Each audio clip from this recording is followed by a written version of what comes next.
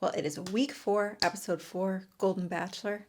Let's get into it. We always start with, a quick opening shot. I'm realizing this is their foreshadowing into the episode, trying to get us excited about something. So this episode, we're just waiting around to see how significant whatever Ellen says to him is. Because Gary then references his 43 years of marriage, and you probably guessed it, he's crying. We'll see what that's about. This is one very emotional guy. Have we figured out if he's a painter yet? That's literally the extent of what they show us. So we really don't know what's happening here. Could be nothing. Wait to find out. And then we move right into a shot of Theresa doing arm exercises. And her exercises are basically what an old lady would look like who doesn't know how to use a keyboard. It's kind of like this. Then she throws in a few uppercuts. Oh, sorry, Dory. They're not really. They're more like hair flips. We got to get her doing some Taebo. I think that would help her learn. But an opening on Theresa means we're going to have to address last week's drama with Kathy. And she does slightly in her interview. She says she wants to put it behind her. Probably the best thing to do. Would the young bachelorettes do that? No, they would not. Again, just very fortunate. We're dealing with a more mature bunch here, mostly. Yeah, we'll get there. Okay, so next up, Trista, who is the OG Bachelorette and basically OG everything because she was on the very first season of The Bachelor ever. She walks into the room, and as she comes in, the women realize who she is, and they all freak out. Remember how they were pretending that they had no idea what a date card is, but they know who Trista Sutter is? I think someone even said she was like her role model. But Trista sits down with them. She kind of just talks about her backstory, says that it works, gives them some advice, and tells them all to just be themselves. And right at this moment, Theresa jumps in and she says, I agree. I got the first date and it was just so... She's just going on and on about their date. And again, this could be strategic editing, but I am now starting to see that this could be a little bit over the top. Could I be somewhat siding with Kathy here? Tiny bit.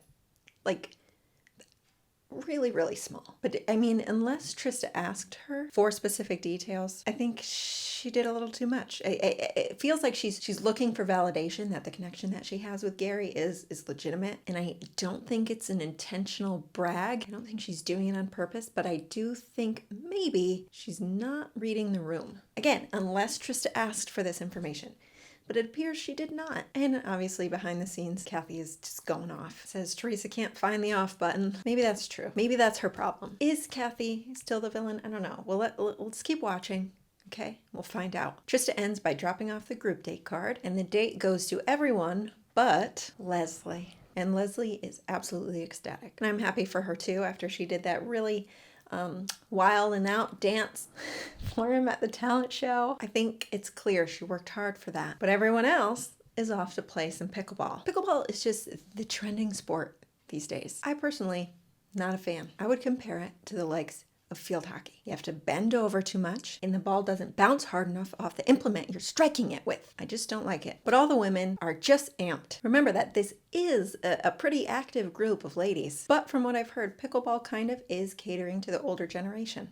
Maybe because they're already bent over. The women show up to the courts and Theresa she's straight leading the pack. She's got like a half jog walk so that she's in front so she can get to Gary first. And at this point, I would just love if someone full out sprinted right at the end so she could beat her to Gary. That would have been absolute genius. You don't have to do it to be malicious. You just do it for the laugh. This is my type of date. It just seems like it's going to be so fun. The weather's beautiful. Everybody's high energy. I'm a little bit competitive though, so this could potentially send me home. But the professional pickleballer that they bring out to lead the date is Joey. Joey, I guess, is an old contestant on one of the seasons that I did not see. So I thought I'd be in the clear, being in the golden era, thinking that it didn't matter that I missed the past 2 years, but here we are with someone that I've never seen before. But on the plus side, I can offer a very unbiased perspective of him as a person. First off, he's cute. He's like second string quarterback material,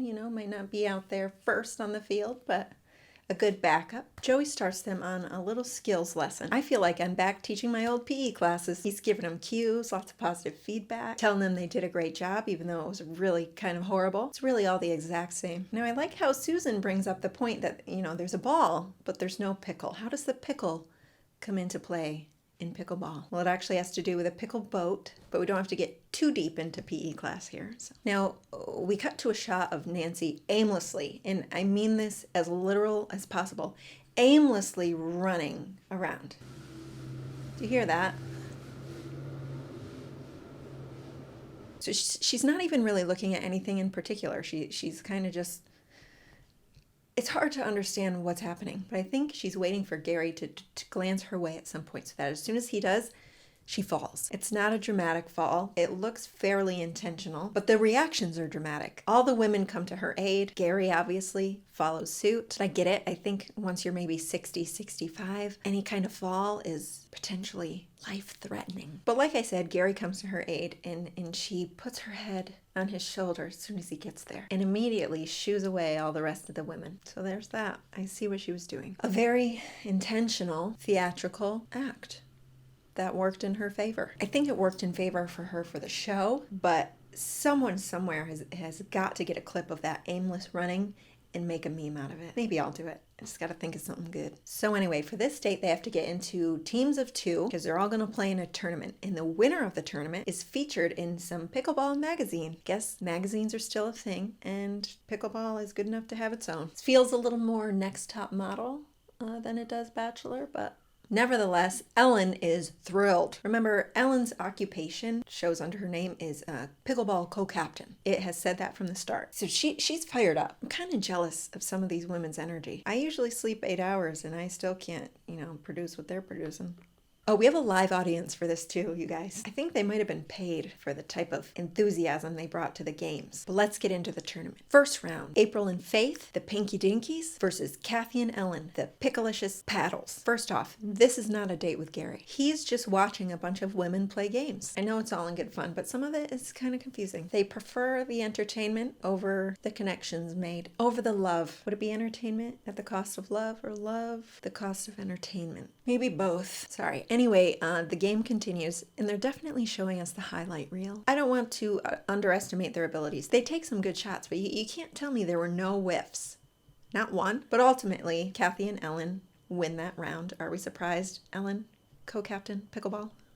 Right. Next, Susan and Theresa, the Picklettes, versus Sandra and Nancy, the Witch in Kitchen, but with a B. And as they take the court, Kathy yells, "Go Orange!" And let me just tell you, Orange is whatever team Theresa is not on. Now, everyone goes crazy at one point for a play that Sandra made that they claim was a dive. And she does a great job going after it. She gets it back over the net. She hustled. I'm going to give her a lot of credit for her hustle. But I just want to make a correction. She did not dive. She crashed into the audience. She remained on her feet. And the other part was, I believe it was already out of bounds when she went and hit it. So she would have already had the point, but good hustle. And Sandra's team wins, the Witch in Kitchen. So all that's left now is the championship match. How am I doing with suspense? One thing I noticed during this championship match, Gary's eyes are exceptionally blue in the sunlight. Also, it was a pretty intense back and forth championship match. Kathy at one point loses her visor, crowd going nuts per the producer's request. And at the end of it, winner is Picklicious Paddles, Ellen's team. Ellen and Kathy. Unfortunately, the winning team gets a kiss from Gary. This is unfortunate because he kisses Ellen and then immediately kisses Kathy. I mean, we know this happens on the show, going girl to girl. It has to happen. This time, much too blatant. Basically, Ellen kissed Kathy, and Gary was just the liaison. But now it's finally after party time, and the girls actually get to hang out with Gary. He chats with Sandra first, and apparently this day of that date, Sandra's daughter was getting married. So Gary brings that up, and Sandra's like, well, you know what? She gave me her blessing. She said, "Mom, I found my man, you will find yours." That was very cute, very selfless of her daughter. But Gary, being the wonderful guy he is, doesn't want her to miss it entirely, so he says, let's FaceTime your daughter. They struggle a bit figuring out how to do the FaceTime, but Sandra gets to see her daughter with her new husband. It's a very sweet moment. I don't think these two will ultimately end up together, but it'll still be a nice memory to look back on for her daughter's wedding, look back on for the next 10 years or however long she lives. But put all of that warm-heartedness aside, because Kathy and Theresa are chatting again. And yes, I've realized I use the word chat quite a bit. But this conversation is all the same stuff. Don't kiss and tell. You're not being kind. That comment about him coming to comfort you in the bedroom, don't say it. Kathy's still the villain. I'm understanding perspectives from both of them. I agree when Theresa says she's not intentionally being malicious and that she figured that this is just what everybody talks about when they're together. And I also believe Kathy when she says that hearing these things makes her anxious. But still, you're on The Bachelor. I like that, she asked her not to share those things with her, albeit not in a very respectful way, but you kind of have to know what to expect here. You can't avoid it forever, and the producers are going to make you talk about it. You got to be prepared, Kathy. We haven't even made it to the one-on-one, and I am still talking. Let me end with this opinion of their conversation. I thought Theresa was being very level-headed. She was mature, she took responsibility, she apologized, and Kathy just kept cutting her off and bossing her around. And she ends it by telling her to zip it. The music that they paired with that was as you would expect it to be, dun dun. Kathy's still the villain. Moving back to Gary, he's continuing his talks with the girls, and he's using Trista's advice to make decisions. And her advice was to not find someone that you can live with, but to find someone that you can't live without. And I like this advice. I think it might make it less likely that a couple breaks up at the end. Aside from the fact that Golden Bachelor at this age, it might not be worth it to move on and try to find someone else before your time runs out. What's interesting though is after he says that, the next conversation they show is him and Faith. Could that also be a foreshadow? Is Faith going to be the one he can't live without? I don't know. I think she's still too young for him, but she might be my favorite. I haven't committed to a favorite, but she's up there. And now Gary's talking to Theresa, and he wants to know Theresa's side of the story with all this stuff with Kathy. As Theresa's explaining herself, I think she did provide an honest account based on what the show shows us. Even added in that Kathy told her to zip it, except she said snip it. So that part wasn't truthful. But Gary's a little disappointed by what he hears, and he feels it was disrespectful of Kathy. So he grabs Kathy and he gets her perspective, asks why she told her to zip it, and then Kathy explains the bedroom situation. And Gary kind of hits her back. He hits her back with, but Kathy, I did the same thing for you. I came to you and comforted you, even gave you a special rose. And Kathy's response is, look, I'm not a villain here. Sealed the deal. Kathy's the villain, but she does remain calm throughout. So does Gary. But I think it seems clear that Gary's not too fond of the fact that this is happening here, but there's all of this tension, and he also seems to be more so siding with Theresa. More points for Gary. Handsome blue eyes and intelligence. What a package for an older woman. And of course, Kathy doesn't think she's getting a rose now because of Theresa. But the date rose ends up going to Sandra. Seems that it's because of her sacrifices to be here. As long as Gary is actually into Sandra, then I'd say she deserves that rose. But it feels like Gary likes to give out sympathy roses. It's like the third or fourth, maybe. But again, if he likes these women, fine. I actually do like Sandra, though, because she is drama-free. She's spunky, and she seems like the kind of woman that you'd really enjoy having as a teacher. Now, finally, we get to our one-on-one with Leslie. Gary comes out riding a four-wheeler, so this is obviously what their date entails. And now, I remember when I said that we might only have dates as low-key as the retro diner that he went to with Theresa. I think I was wrong. They may not be skydiving, but they are doing something that people get killed doing. I'm sure people have also died at retro restaurants, but probably not as often. It seems like they had a good time. They both were riding their own at one point, and then Leslie jumped on his and was holding on to him while he drove, whatever the word would be. And the views there, just spectacular. But meanwhile, back at the house, the women are playing a round of Never Have I Ever with ice cream. Susan starts it out by saying, never have I ever kissed a woman's husband. You'd think nobody would take a bite, but you know who does? April. That's right, April, the woman who has a calendar full of pictures of herself. Sorry, I will continue to refer to that until she gives me a reason not to. She also takes a bite for doing the dirty in a workplace. So, still waiting for that reason. We also find out that Susan is the only one who has been with another woman sexually. What did I tell you about her being exactly like Kris Jenner? You might think I'm wrong, but Kris Jenner was technically with a woman, and her name is Caitlyn. But back to Leslie and Gary. They're sitting down and talking, and Leslie is just singing Gary's praises, saying that he has all the traits that she would ever want in a man, but she's also had 2 divorces. She says that she's a bad picker, which maybe that's the case. She just had bad luck twice. But I do think it's slightly concerning for Gary. We have to get to the bottom of the reason for these divorces, because maybe she just doesn't like commitment. That's the case. we might be in trouble. And she is only 60, so moving on from Gary might not be that big of a deal. She has a little bit more time than other women. So we got to find it out. They end the date with a little hot tub dip. She gets the rose, and off they go. Also, Gary has a lion tattoo on his arm, so I'd like that backstory as well. But let's go back to the mansion. Things are a little up in arms. Sandra's upstairs sleeping because her stomach is upset from the ice cream. Nancy has a brace on her ankle because apparently she did get a stress fracture playing pickleball. I really thought it was fake. Maybe this is also fake. This might be fake. And then everybody else is just a little anxious. So now it's time for the cocktail party. Cocktail party is always interesting to me. It's like, it's just got to be fun for certain people, and then for other people, it's their last tryout. Theresa kicks it off by bringing Gary his orange juice, which again, maybe a screwdriver, but pretty confident it's just orange juice. Gary pulls Susan first. What is going on out there?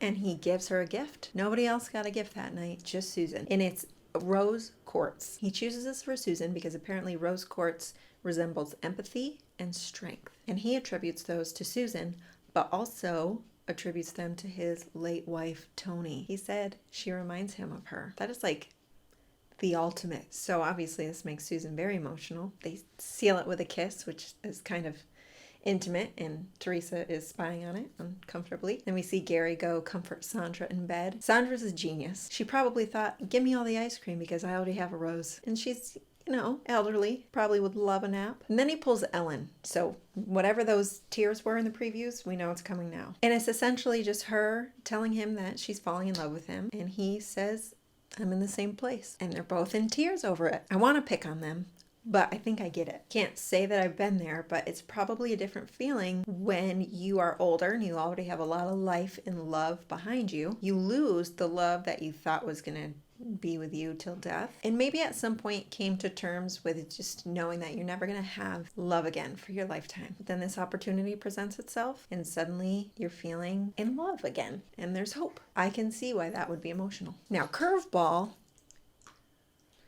Oh, sorry, my dog.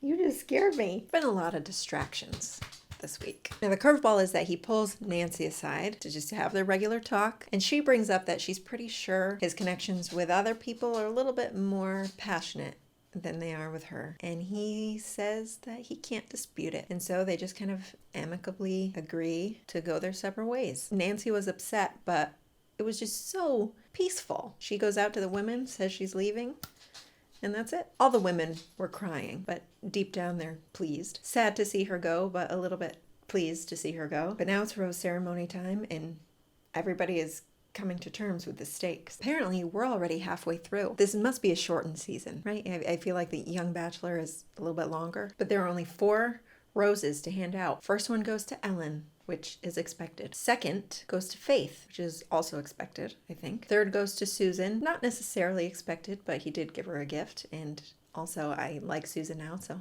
yay. And the only women remaining are Theresa, Kathy, and April. I'd be content to lose any of these, but the one it goes to is Theresa. Thank goodness, because I really think Kathy and April were secretly the evil ones. For the show, though, in real life, I bet they are wonderful women. Just want to throw that out there to make sure everyone knows that I respect my elders. But I'm glad Gary was able to put producer drama aside and keep the women that he really wanted there. Or in other words, make a rational decision. And I'm also glad that Kathy went out on top. She didn't blame Theresa for going home. She just said that Gary had stronger connections with the other women. And now we're left with 5, which is insane because that means week after next is hometowns. And I don't know why I didn't make this connection before, but I would guess that hometowns looks a little different for Golden Bachelor, making an assumption that there are no parents to meet. Maybe for the 60-year-old women, still possible. But in general, I think he'll be meeting children. So does he still bring flowers? Or does he bring a toy? And then our previews show a helicopter, a yacht, a carnival, a sweet waterfall that they are rappelling down. I just really underestimated their physical abilities. Next